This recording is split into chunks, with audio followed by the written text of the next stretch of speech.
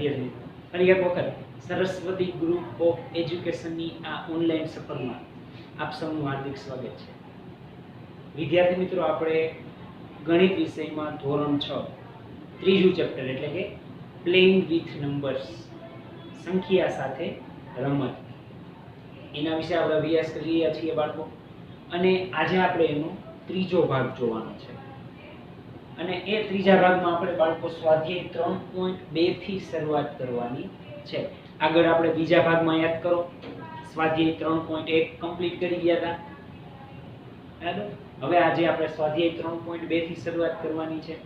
ચાલો, એમાં પહેલો પ્રશ્ન જોવો. શું કીધું છે એની અંદર? બે પ્રશ્ન આપેલા છે, એ અને બી. પહેલા એમાં એ જોવો કે કોઈ પણ બે એકી સંખ્યાનો સરવાળો શું થાય. કોઈ પણ બે એકી સંખ્યાનો સરવાળો. તો હંમેશા બાળકો એક વસ્તુ યાદ રાખવાની કે બે એકી સંખ્યાનો સરવાળો હંમેશા બેકી સંખ્યા જ થાય. ઓકે, ચાલો અહીં જવાબ લખું છું. એનો જવાબ બે એકી સંખ્યાનો સરવાળો હંમેશા બેકી સંખ્યા જો થાય. આ ફિક્સ હોય. તમે કોઈ પણ એક્ઝામ્પલ લો, દાખલા તરીકે જો એક્ઝામ્પલ તરીકે બે એકી સંખ્યા કોઈ પણ 3 અને 5 8 બેકી આવ્યા. હજી બીજું કોઈ પણ એક્ઝામ્પલ લ્યો, 11 13 24 બેકી આવ્યા. બે ગમે એકી સંખ્યા લ્યો, એનો સરવાળો હંમેશા તમને શું મળે? બેકી સંખ્યા જ મળે. આ ફિક્સ હોય. ચાલો, હવે બી નો જવાબ જો. કોઈ પણ બે બેકી સંખ્યાનો સરવાળો શું થાય? તો એમાંય ફિક્સ હોય, બેકી સંખ્યાનો સરવાળો બેકી સંખ્યા જ થાય. બે એકીનોય બેકી થાય અને બે બેકીનોય બેકી સંખ્યા જ થાય. ઓકે, બે બેકી સંખ્યાનો સરવાળો હંમેશા બેકી સંખ્યા જ થાય. આનું તમે કોઈ પણ એક્ઝામ્પલ લખી શકો. એક્ઝામ્પલમાં એવું જરૂરી નથી અહીંયા જે મેં બોર્ડમાં સમજાવ્યા એ જ લખવા, ના. એના માટે તમે કોઈ પણ એક્ઝામ્પલ લખી શકો. પણ હા, બે એકી સંખ્યા કીધી હોય તો પછી એકી જ આવી જોઈએ. બેકી સંખ્યાઓ કીધી હોય તો બે બેકી સંખ્યા જ આવી જોઈએ. એમાં પછી મિક્સ થઈ જવું જોઈએ નહીં. આનું ચાલો આપણે એક્ઝામ્પલ લખીએ, બરાબર. તો 10 + 10 10 બે બેકી છે, જવાબ આવે 20. એ બેકી છે. સાવ ઈઝી વસ્તુ છે બાળકો, અને સાવ સેલી વસ્તુ પણ છે. ચાલો, આ બેયના જવાબ સારા અક્ષરે તમારી CW ની બુકમાં નોટ ડાઉન કરી લ્યો.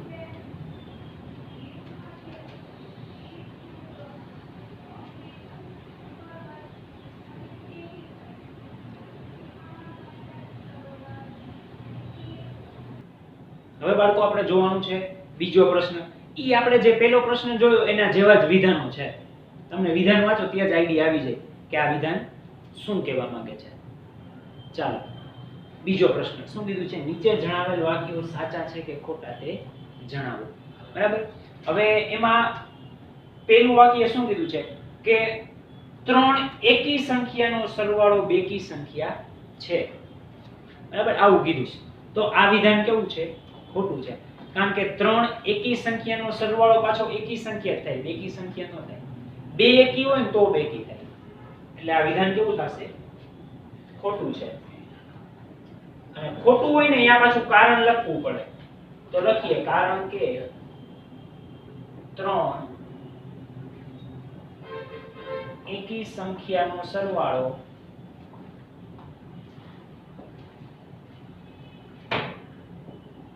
એકી સંખ્યા છે. બેકી ને આમાં આપણને બેકી કીધું. એક્ઝામ્પલ તરીકે તમે કોઈ પણ 3 એકી સંખ્યા હોય, દાખલા તરીકે ચાલો આપણે 3 લીધી, 5 લીધી અને 7 લીધી.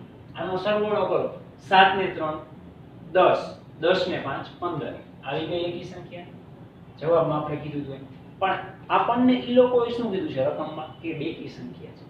તો આવું પોસિબલ નથી. આ વિધાન કેવું થાય? ખોટું થાય. એવી જ રીતના બીજું જો બે એકી સંખ્યા અને એક બેકી સંખ્યા એનો સરવાળો બેકી સંખ્યા છે તો ઈ પાછું સાચું થાય. બરાબર? આ વિધાન કેવું થાય? સાચું. ચાલો આ વિધાન સાચું છે. એક એક્ઝામ્પલ લખીએ. ચાલો બે એકી સંખ્યા, બે એકી રહ્યો છે દાખલા તરીકે 5 અને 7 અને એક બેકી સંખ્યા 10. ચાલો આનો સરવાળો બેકી સંખ્યા થાય 10 ને 7 17, 17 ને 5 22. તો આ બેકી સંખ્યા થઈ. હા, તો આ વિધાન પાછું સાચું થયું. જો તમને એમ આઈડિયા ન હોય ને બાળકો તો પહેલા આ નો લખવું, પહેલા આ જોઈ લેવું. આ તો આવડે જ, એના ઉપરથી ખબર પડી જાય સાચું છે કે ખોટું. આને ક્રોસ ચેક કરી લ્યો. થઈ જાય ડન. સાવ ઈઝી વસ્તુ છે.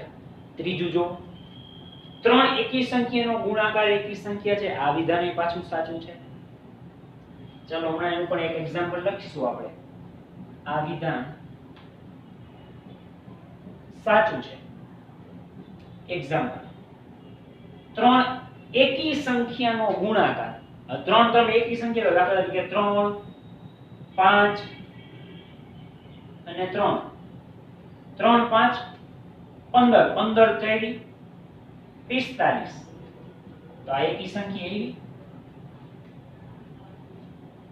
છે ને, આ વિધાન કેવું થાય?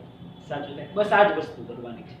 એટલે પહેલા તમને આ ન આવડે ને તો કઈ વાંધો નહીં, પહેલા એક્ઝામ્પલ લખી લેવાનું કોઈ પણ, એના ઉપરથી આઈડિયા આવી જાય. આ રકમ ક્રોસ ચેક કરો, સાચું બતાવે છે ખોટું. ચોથું જોવો, જો બેકી સંખ્યાને 2 વડે ભાગવામાં આવે તો ભાગાકાર હંમેશા એકી સંખ્યા જ હોય. આવું જરૂરી નથી. ભાગાકાર એકી સંખ્યા હોય છે આવું જરૂરી કાંઈ નથી. બેકી સંખ્યા હોઈ શકે. એટલે આ વિધાન કેવું છે? ખોટું છે.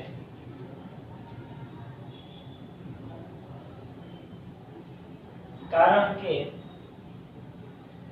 જો બેકી સંખ્યાને 2 વડે ભાગવામાં આવે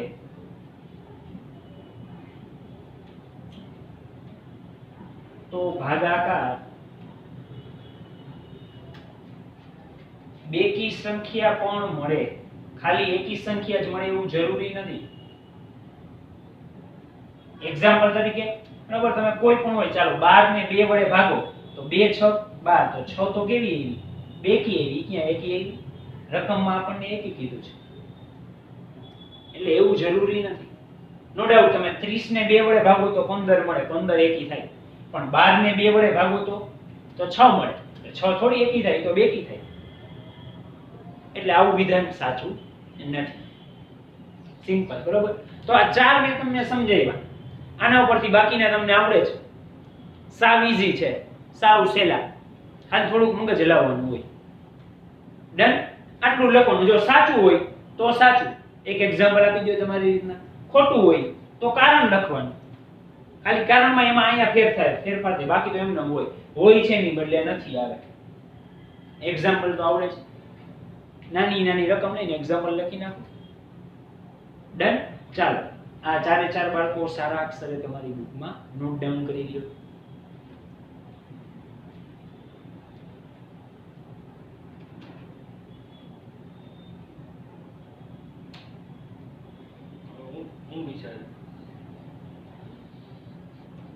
હવે બાળકો આપણે આગળ વધીએ. પ્રશ્ન ત્રીજો સાવ સહેલો છે. શું કીધું છે જો કે 13 અને 31 આ બે અવિભાજ્ય સંખ્યા છે. બરાબર? અવિભાજ્ય સંખ્યા એટલે કેવી કે જે સંખ્યાના એક થી વધુ અવયવ, બે થી વધુ અવયવ ટૂંકમાં ન હોય એમ. એક તો જો એક અવયવ તો હશે જ અને એકી સંખ્યા પોતે કે માત્ર એક જ અવયવ આવતો હોય ટૂંકમાં એમ. જો તમે 31 એક ઘડી એમ નહીં આવે, સિવાય 31 એકા 31 સેમ એસ 13 એકા 13 પૂરું. તો આ બે અવિભાજ્ય સંખ્યા છે. હવે આ બંને સંખ્યાના અંકો તમે જુઓ 1 3 3 1. ભલે એમાં આગળ પાછળ છે પણ છે તો બે એક જ ને, એકડો ને તગડો છે, સમાન છે. તો આવી 100 સુધીની સંખ્યા પહેલા તો અવિભાજ્ય સંખ્યા લખો અને એમાં જુઓ કે આવી કઈ કઈ છે કે જેના બે આંકડા સરખા થતા હોય. તો એના માટે પહેલા તો આપણને બાળકો 100 સુધીની અવિભાજ્ય સંખ્યા આવડવી જોઈએ. ચાલો લખીએ.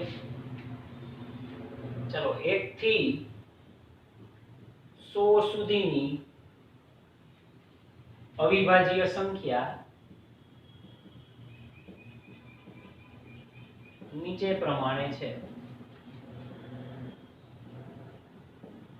એટલે પહેલા તો આપણે શું લખવું પડશે? 1 થી 100 સુધીની અવિભાજ્ય સંખ્યા. ચાલુ થશે 2 થી 2 3 5 7 11 13 આ બધાયથી ચાલુ થાય. 2 3 5 7 11 13. જો આ બધામાં બાળકો એક વસ્તુ યાદ રાખવી, મોસ્ટ ઓફ આમાં એકી સંખ્યા જ હશે. બેકી સંખ્યા બહુ રેર હશે. જેમ કે આ 2, કારણ કે નાની ઘડિયા છે, નાની સંખ્યા છે. 2 1 2 સિવાય 3 નો ઘડિયામાં 2 આવવાનો જ નથી. 3 1 3 થી જ શરૂઆત થશે એટલે એવી છે. બાકી બધી એકી સંખ્યા જ હશે. ઓકે, એટલે એક વસ્તુ યાદ રાખવી, 2 3 5 7 11 13 17 21 23, પછી આવશે 29, પછી 31 37 41 43 47 53 આ બધી આવે આમાં. 59 61, પછી 62 નું આવે, પછી આવશે 67 71 73 79 83 89 અને 97 છે. આટલી 100 સુધીની આપણને કીધી. 99 નો આવે. જો 33 તેરી 99 થાય, એટલે ઘણી એકી હોય છતાંય નો આવે એમ. તો આ બધી 100 સુધીની એવી અવિભાજ્ય સંખ્યા છે. હવે આમાં આપણને પહેલો એક એને એક્ઝામ્પલ આપી દીધું છે. એવી જોડી કઈ છે? તો કે 13 અને 31. બે આંકડા સરખા છે. ચાલો ઈ સિવાય બાળકો જોડી બીજી એની કઈ છે? ગોતો તો આમાં. જો આ બને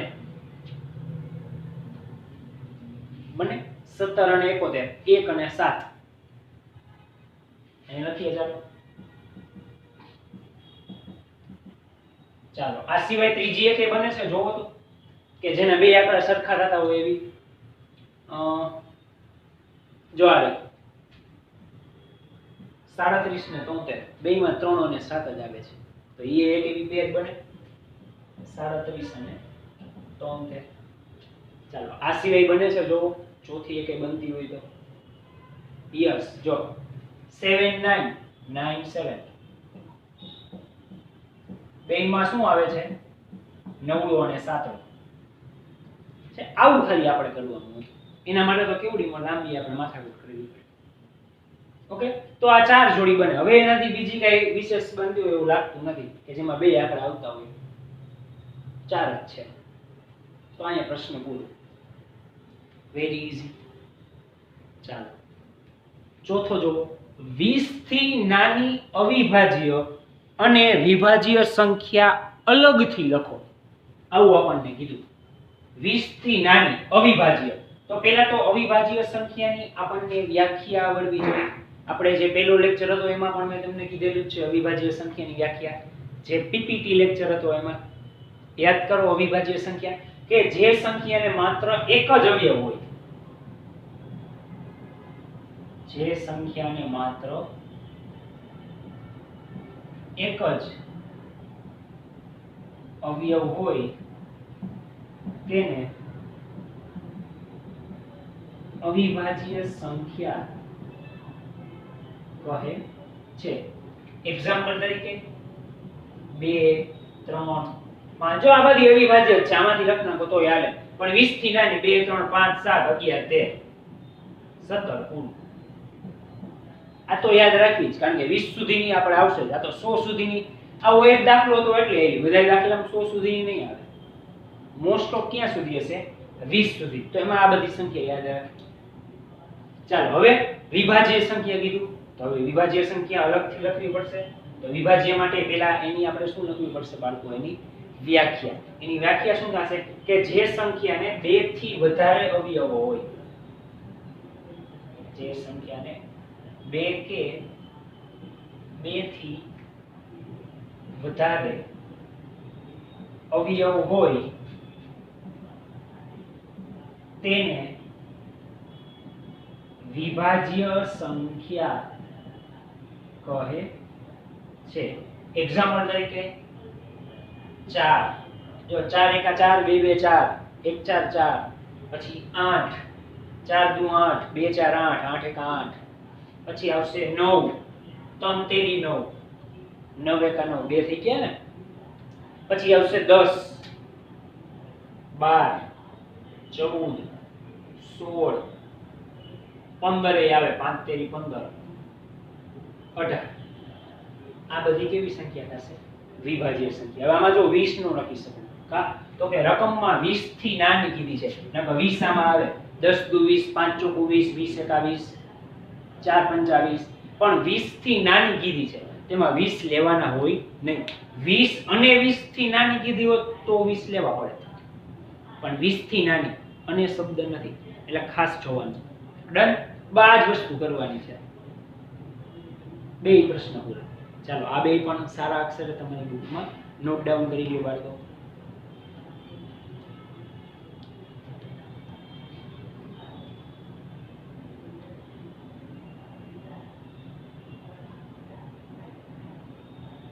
હવે બાળકો આપણે આગળ જોઈએ પ્રશ્ન નંબર 5. એમાં શું કીધું છે જો કે 1 અને 10 વચ્ચે આવતી સૌથી મોટી અવિભાજ્ય સંખ્યા કઈ છે? તો પહેલા તો આપણને એ ખબર હોવી જોઈએ કે 1 અને 10 વચ્ચે અવિભાજ્ય સંખ્યા કેટલી આવે છે. સિમ્પલ 2 3 5 7. આ 4000. હમણાં આપણે આના આગલા પ્રશ્નમાં બે વાર અવિભાજ્ય સંખ્યા જોઈ ગઈ. ઓકે, તો ચાલો અહીંયા લખીએ 1 અને 10 વચ્ચે આવતી અવિભાજ્ય સંખ્યા 2 3 5 અને 7 છે. તો એમાં આપણને શું કીધું? સૌથી મોટી. તો એમાં સૌથી મોટી કોણ હોય? 7. તો લખવાનું તેથી 1 અને 10 વચ્ચે સૌથી મોટી અવિભાજ્ય સંખ્યા કઈ છે? 7 છે. પૂરું. આ જવાબ ખાલી સાવ ઈઝી હતો. ઓકે, ત્યારબાદ ચાલો આગલો પ્રશ્ન જો. છઠ્ઠો, નીચેની સંખ્યાઓને બે એકી અવિભાજ્ય સંખ્યાના સરવાળા તરીકે દર્શાવો. જેમ કે જો 44 છે, બરાબર. હવે એમાં હું કઈ બે એવી એકી સંખ્યા લઉં કે એ અવિભાજ્ય જ હોવી જોઈએ? જેમ હમણાં આપણે 1 થી 100 ની લખી ઈ, અને એ પાછી એકી જ હોવી જોઈએ, એમાંથી બે કી ન આવી જોઈએ. જેમ કે 44 છે ને હું આમ લખું 3 + 41, તો જો ત્રણેય અવિભાજ્ય છે, 41 એ અવિભાજ્ય છે, અને આ બે પાછી એકી જ છે જો, તો એ તમને ઉમાની જવાબ મળી જાય. અઘરું નથી. ચાલો આ સિવાય હજી 44 ની બીજી એવી જોડ બને. યસ, 13 + 31. જો 13 અને 31 નો સરવાળો કરો, 3 ને 1 4, 3 ને 1 4, આવી ગયા 44. આવી જોડ બનાવવાની, જેટલી બનતી હોય એટલી. ચાલો બીજો જો કેટલો છે? 36. ચાલો 36 છે. બે એવી એકી અવિભાજ્ય સંખ્યા લો કે એનો સરવાળો 36 થતો હોય. જેમ કે 5 અને 31 થાય, એનો સરવાળો 36 થાય. 31 5 36. પાછી બે એકી, બે અવિભાજ્ય. પછી આપણે બીજી વાત કરીએ તો 13 ને 23.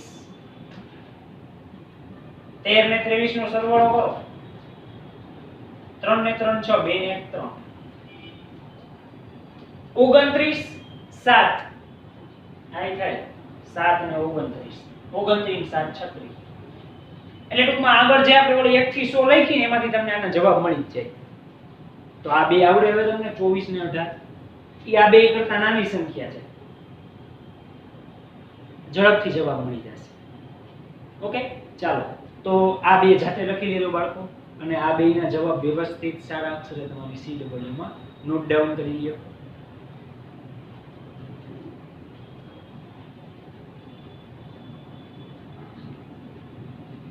ઓકે બાળકો, તો આજનો લેક્ચર એટલે કે પાર્ટ 3 આપણે અહીંયા સુધી રાખીએ છીએ.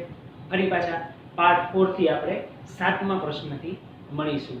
પણ એઝ ઇટ ઇઝ તમને ખબર જ છે, આ વિડીયોની સાથે પણ એક વર્કશીટ આવશે કે જે સારા અક્ષરે તમારે રફ બુકમાં કમ્પ્લીટ કરવાની રહેશે. તો વધુ આપણે નેક્સ્ટ પાર્ટ 4 માં નવી થિયરી સાથે મળીશું. Thank you.